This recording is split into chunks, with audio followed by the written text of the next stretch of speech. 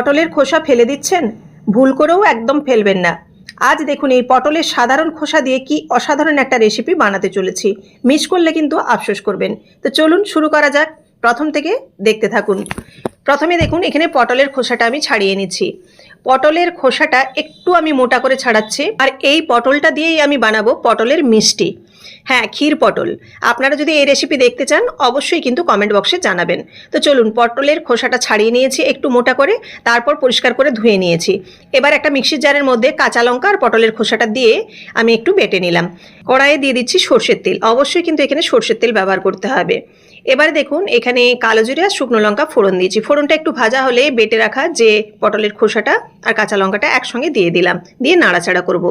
আমি এটা নিরামিষ দিনের জন্য বানাচ্ছি, সেজন্য কিন্তু আমি এখানে রসুন ফোড়নে দিইনি। আপনারা চাইলে কালো জিরের উপর একটু থেতো করে রসুন দিয়ে দেবেন, দেখবেন ফ্লেভারটা অসাধারণ লাগবে। এখানে হলুদ আর লবণ আর খুব সামান্য এখানে চিনি ব্যবহার করলাম। এবার দেখুন নাড়াচাড়া করে জলটা শুকিয়ে নেওয়ার পালা। একদম ঝটপট হয়ে যায়, মাত্র 5 মিনিটের মধ্যেই কিন্তু একদম কমপ্লিট হয়ে যাবে। নামাবার আগে দেখুন কাঁচা সর্ষের তেল দিয়ে এরকম শুকনো শুকনো নামিয়ে নিলেই হবে।